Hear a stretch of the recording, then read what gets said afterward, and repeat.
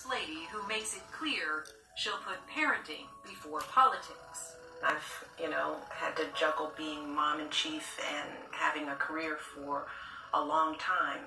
The primary focus for the first year will be making sure that the kids make it through the transition. Presidents and their wives tend to neglect their children, frankly, because they're so power obsessed and they're so obsessed with the long road to get elected that the children often suffer. And this is not the case with the Obama's children. She wanted her children to still be able to live their lives. And I think what the Obamas found out is that's not entirely possible. They're very young, they're starting a new school. She really wanted to just take them there in the mornings.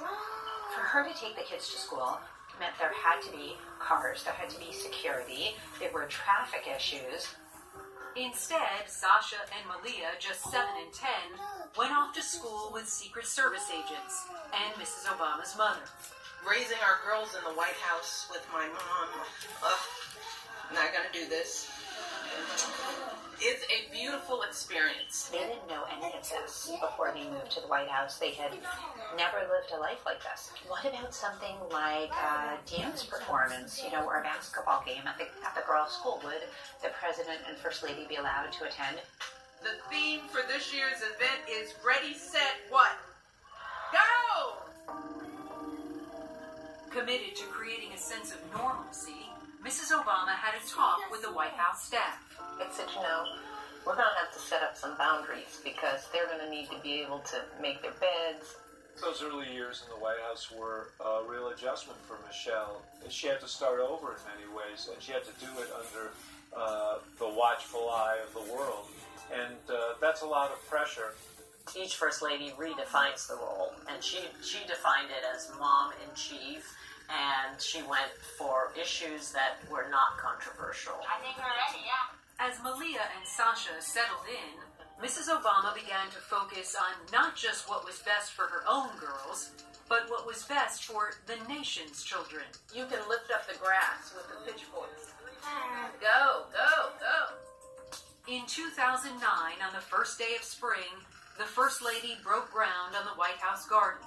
Located on the South Lawn, the garden was designed to get kids more interested in vegetables and healthy eating. Sierra for fruits! Yeah! What, did I hear a boo?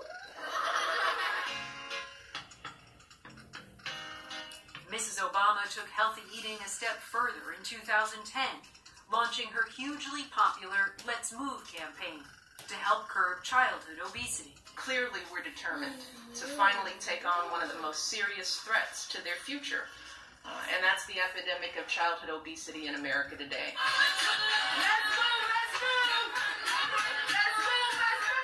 She encouraged kids to be more physically active, running, dancing, and poking fun at herself to make her point. Let's Move is going to take families out of their isolation and give them the nationwide support that they need. Turn up for what?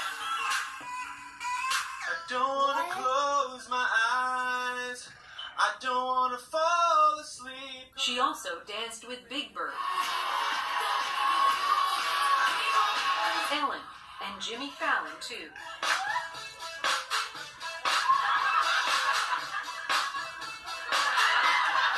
We want to end the epidemic in a generation. We're really aiming at children born today because our goal is that if we begin shaping habits and shaping the conversation that will change the habits of young people today. Still, not everyone was impressed. Should be making some decisions what you eat. School choice, everything else. Should it be government or should it be the parents? It should be the parents. In a show of defiance, Republican Sarah Palin once brought sugar cookies to a school fundraiser to protest what she called a nanny state and the idea of nutritional nitpicking. We're living in such a polarized partisan time that if she had said the sky is blue, they would have said, no, it's red. We've got some Girl Scouts who are here. Woo for the Girl Scouts! But the criticism didn't slow down Michelle Obama's commitment to kids. In 2014, her Reach Higher initiative encouraged young people to go to college. And in 2015, she launched Let Girls Learn, a program to help girls around the world stay in school. One of these girls could have the potential to cure cancer or start a business that transforms an industry or become the next president or prime minister who inspires her country.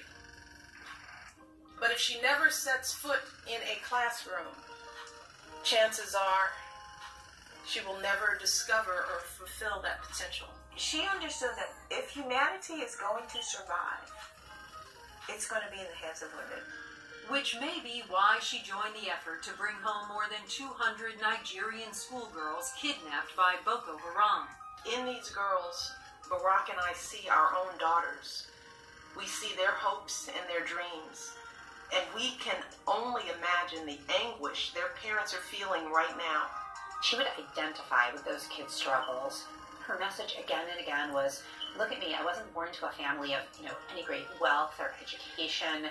There was no map in my life that said that I would become First Lady of the United States, and yet I did it. I loved getting A's. I liked being smart. I thought being smart was cooler than anything in the world. And you too, with these same values, can control your own destiny. You too can pave the way. You are the women who will build the world as it should be. You're going to write the next chapter in history.